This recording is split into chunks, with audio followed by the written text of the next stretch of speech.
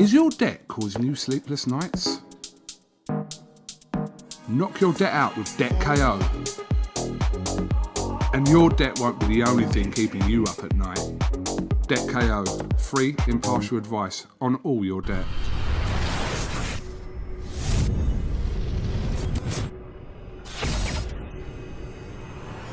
This is KUGAN CASSIUS for IFL TV in association with MTK Global.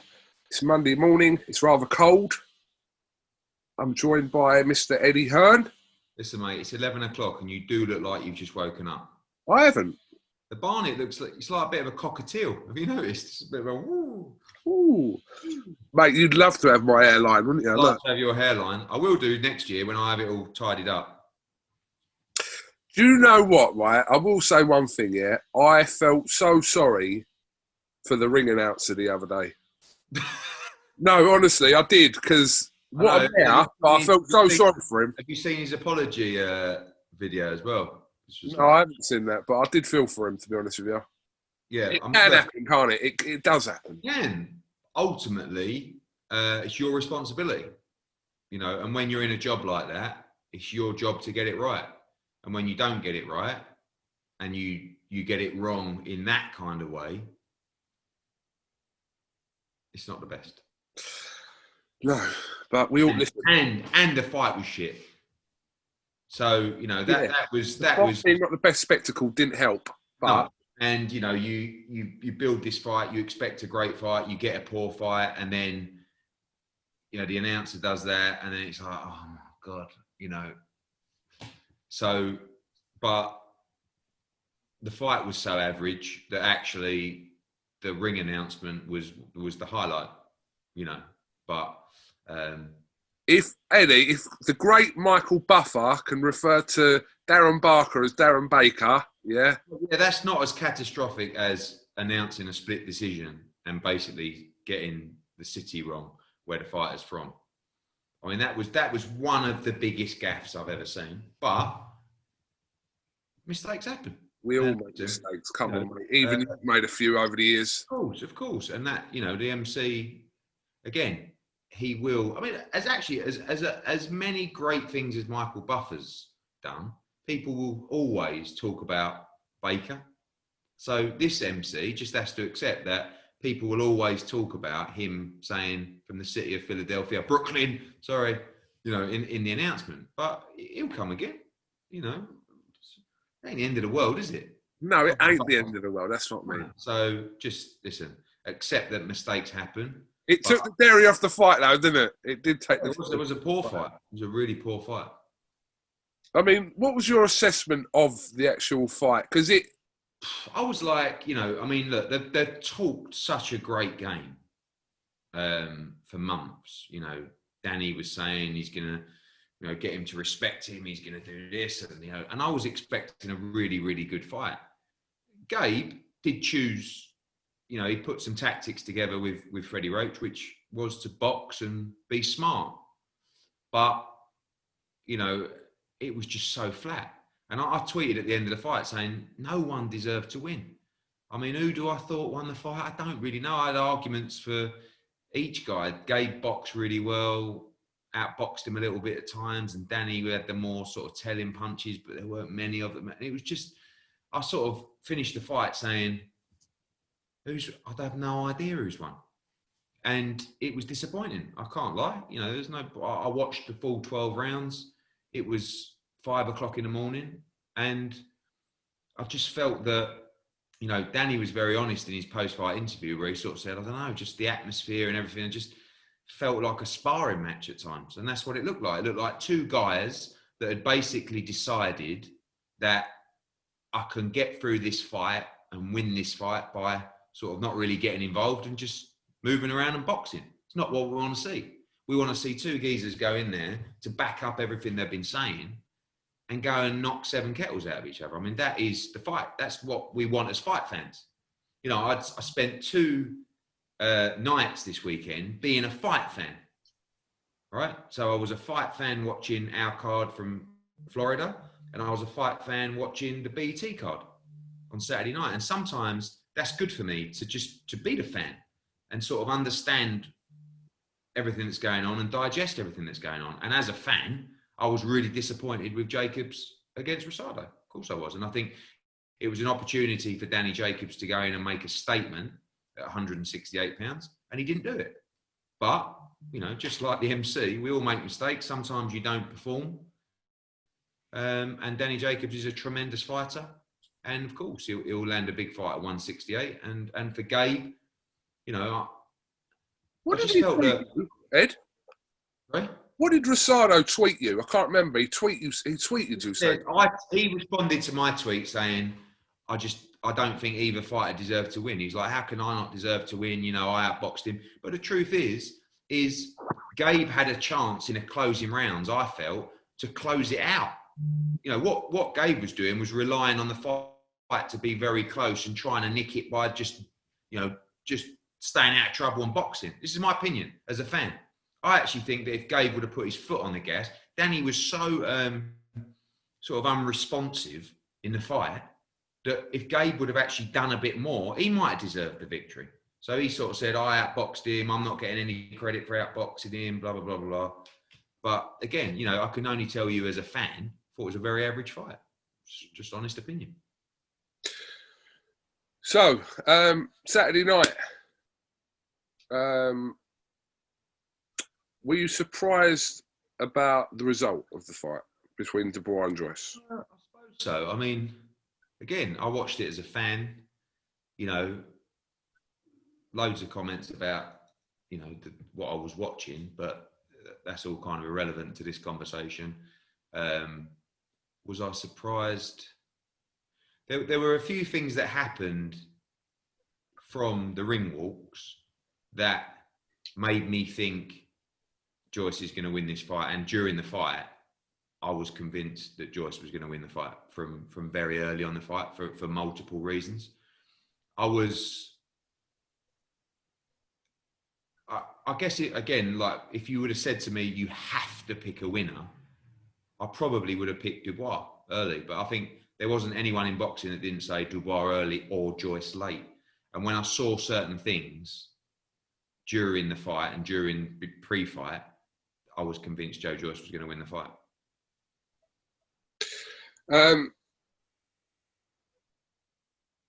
Daniel Dubois obviously suffered an orbital fracture. Did he? Yeah. I haven't seen any scans or anything. I don't know. I don't. Well, that's what the reports are, that he's suffered nerve damage and an orbital fracture. The report from what? Well, that's what I've read. The same sources we get probably 99% of our information from, Edward. No, I think most people would post some kind of X-ray. I'm not a doctor, but it didn't look. It looked like eye swelling to me, not necessarily a fracture. But what do I know? But we'll see. I mean, I think the problem was probably a little bit deeper than that. I mean, firstly, when he came out, I looked at him before the fight, and after the first round, you could tell he'd frozen, right? From the fourth round, I'll drop in my little, I text AJ, and I told him this body language is horrendous. The corner were telling Daniel Dubois after 4 rounds, was it 4th round? This is the fight game. Come on, you got. It's like whoa. You ain't even got started in the fight yet. So that tells you probably more than some people know, because it was very strange. And then also, of course, I don't think he had you need a Mick Williamson. You need someone in a corner working on that eye. You can't have the lead trainer trying so hard to focus the fighter and get the instruction in and working, hardly working with an iron at the same time. So for me, and I just watched him implode. And, that was, like I said, from the first round, I could have told you Joe Joyce is going to win this fight. And that's what surprised me, because I thought I would see, Dubois look very dangerous in that period. But, it just, when you break it down, it's easier. It's easier after, isn't it, to break down and go, he's just been very poorly brought through, Dubois. You know, he's never boxed above English level, English title level. That's the level that he's boxed at, right? And then you step to a guy who is, I think, quite, you know, definitely top 15 in the world, in Joe Joyce. And he just wasn't ready for it. I think Sam Jones was 100% right, which was he hasn't had the middle fight, you know, and he wasn't ready for Joe Joyce. He wasn't good enough. He didn't have the heart. He didn't have the ability to beat Joe Joyce because he's never been put in that situation before. And when you want to gamble, you know, why make that jump when you're not ready? He was just thrown in because they wanted to do a pay-per-view originally, and then they wanted a big fight, and everyone believed he could win, and they believe in the hype. But all you've been doing is knocking over people in easy fights.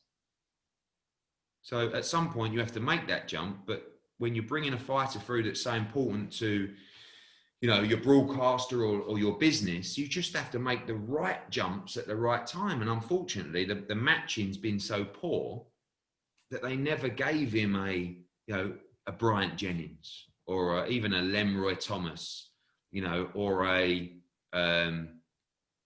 who else did Joe Joyce fight? I can't remember now.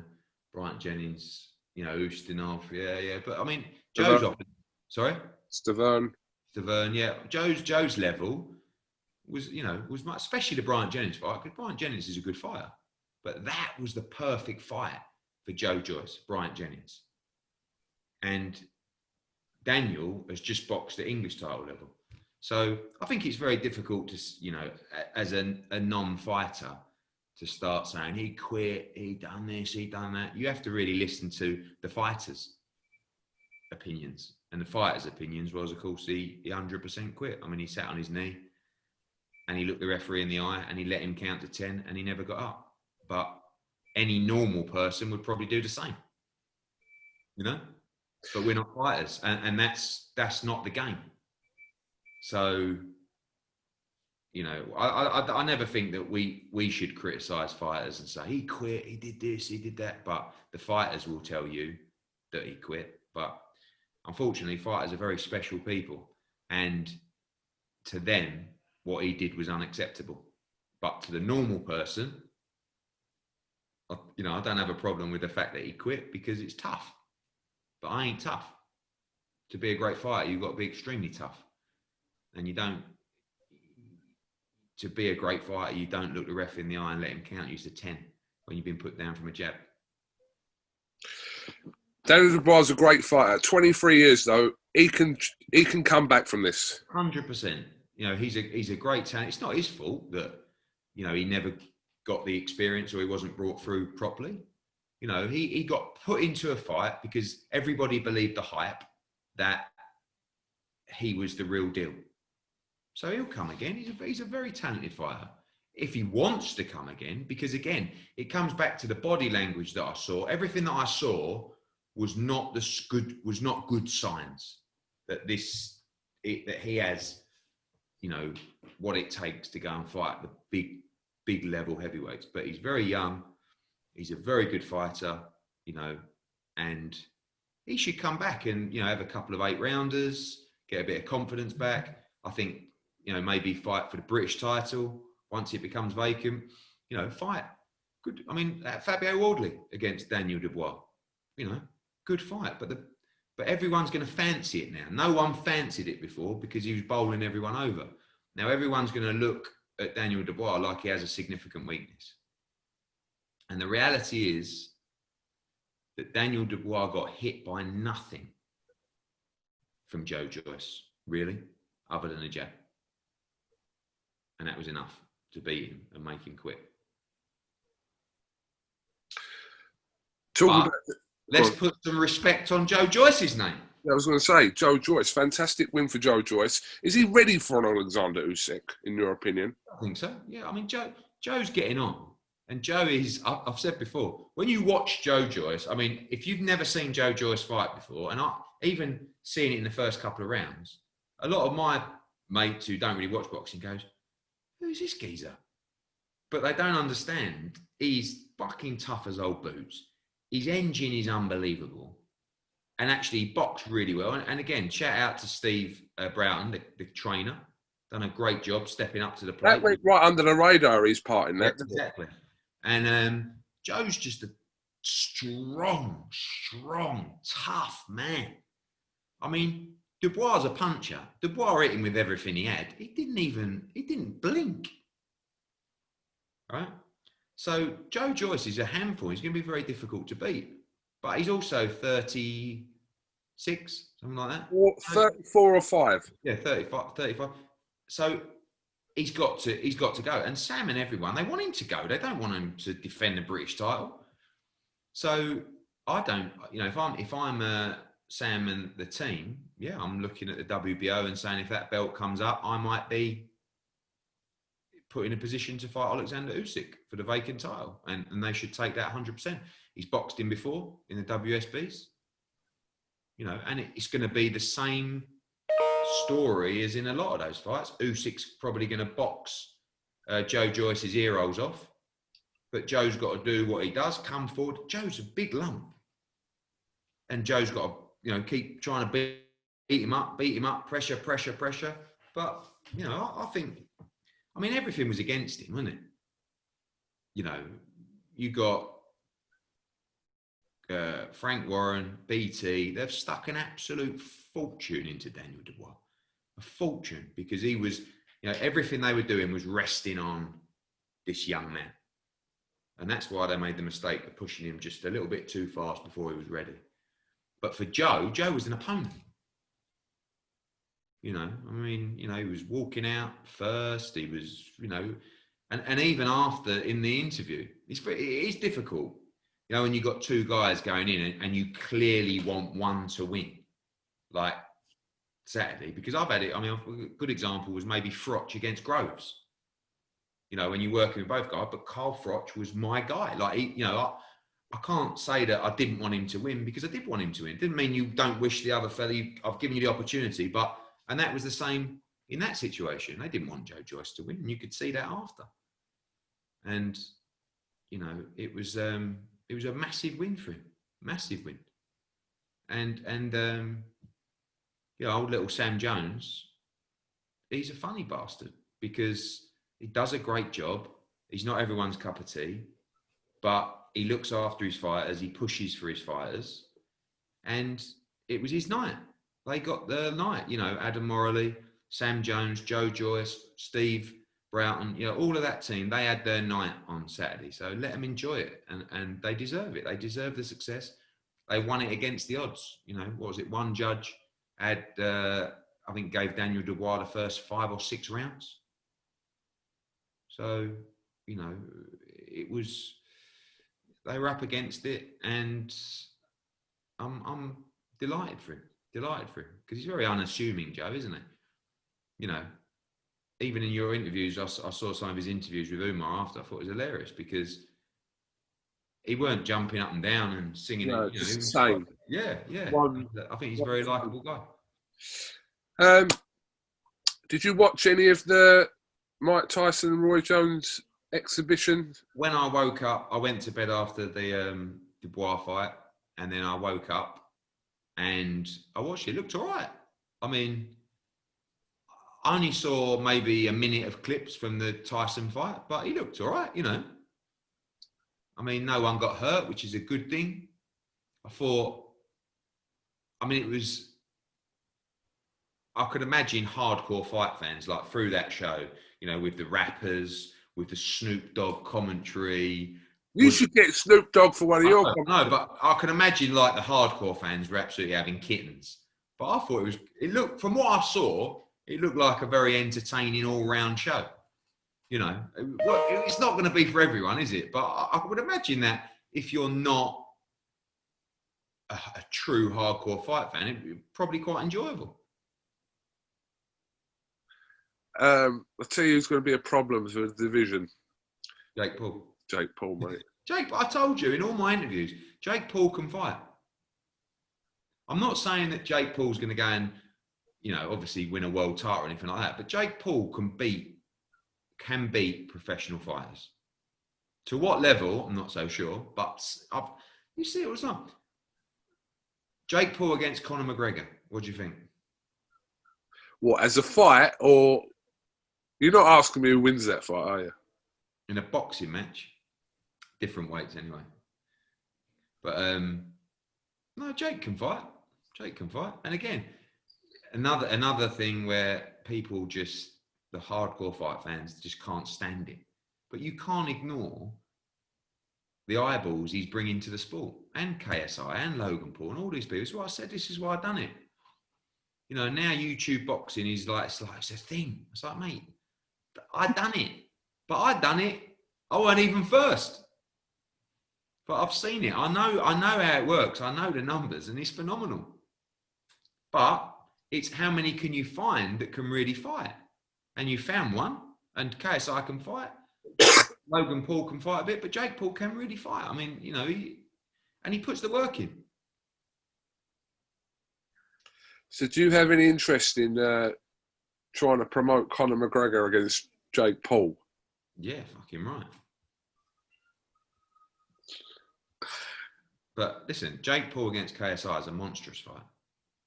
Monstrous fight. Will we see that in 2021? I think so. Yeah. I mean, again, everyone just, I mean, it's just about the money. These boys went on absolute fortunes because they know the eyeballs they're bringing. Fight week for you here in the UK. Yeah. Billy Joe Saunders, Martin Murray, James Tennyson against O'Reilly, Shannon Courtney on the bill. Is Lerone Richards going to be on the bill? Yeah, Lerone Richards will be on the bill, just finalising the opponent. We've got him, and we'll announce that later today. Also, Zach Parker against TYSON-JONES, Louis Edmondson in a good fight actually against Telford, and Dante Dixon. So both two of Billy Joe Saunders' charge that he got me to put on the card. Going to kick off the night. And then you're going to have Lerone Richards, you're going to have Zach Parker. Shannon Courtney has a very, very tough fight to come back to as well. You've got a brilliant world title eliminator in James Tennyson against O'Reilly. I think O'Reilly's number 8 in the WBA. Tennyson's 10. It's a really, really good fight. And then you got Billy Joe Saunders against Martin Murray, which, you know, I tweeted yesterday and basically said it's big statement required versus last roll of the dice. That's what this fight is. You know, it's a fight that was supposed to happen, a year and a half ago. Martin Murray should have been crowned world champion at least once in his career. He hasn't been. This is his last roll of the dice. And I expect a tough fight for Billy Joe Saunders because I said to Billy, winning's not enough in this fight. You've got to look devastating. You've got to make a statement to the division. And it's going to be difficult to do that against Murray, who's going to be so motivated in this fight. You know, for many different reasons, for, you know, the passing of Oliver Harrison, you know, the fact that he knows this is his absolute last chance. He'll throw the kitchen sink at Billy Joe Saunders. And I'm expecting a really good fight. I'm surprised how few people give Murray absolutely any chance. You know, I see the responses. I'm like, oh, you know, easy fight for Billy Joe. If I'm being critical of Billy Joe, I'm saying, show me a fight at 168 where Billy Joe's looked good. You know, when he won the title, it weren't a great performance. He had a poor performance in LA last time out. You know, he flew over late. But the fact is, he's done nothing yet at 168 that Martin Murray should be looking at saying, blimey, they fancy it. Murray fancies it. Jamie Moore fancies it. They all believe that they can get Billy Joe Saunders at the right time. And in that environment, behind closed doors, anything can happen. So I'm looking forward to a good fight on Friday night. And then obviously next week, AJ Puller. So will you complete the card this week? Yeah. Squeaky bum time. Yeah, we'll have that card all up and running. I think there's a couple more to add on. Our finish now goes Saunders against Murray, Joshua against Pulev.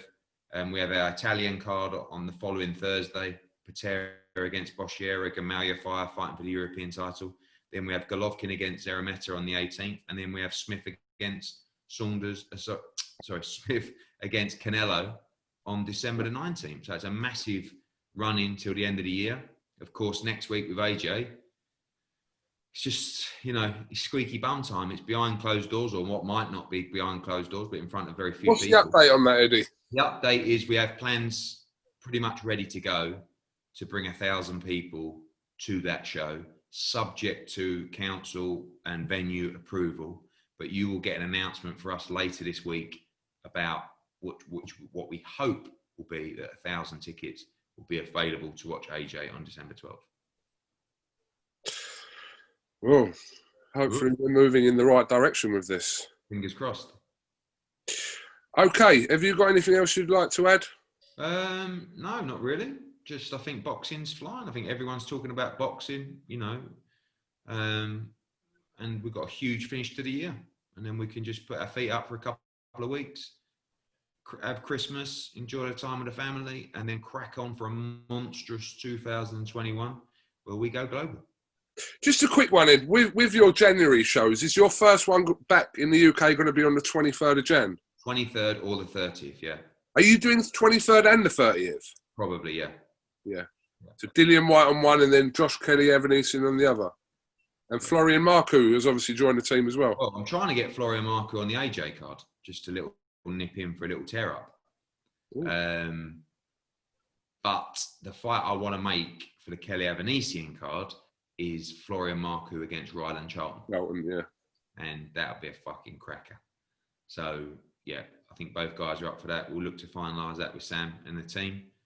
And then look forward to this. And we've got some great 147-pounders. We've obviously signed Florian Marcoux, Conor Benn, Josh Kelly. Danny Aryalusinov looked outstanding on Friday night. He's ready for anyone in the division. And I think it's exciting times. Okay, Edward, we'll see you in the bubble this week. When are you getting in? I'll be in the middle of the week. Okay, I shall see you there. See you there. Cheers, mate. Is your debt causing you sleepless nights? Knock your debt out with Debt KO. And your debt won't be the only thing keeping you up at night. Debt KO, free, impartial advice on all your debt.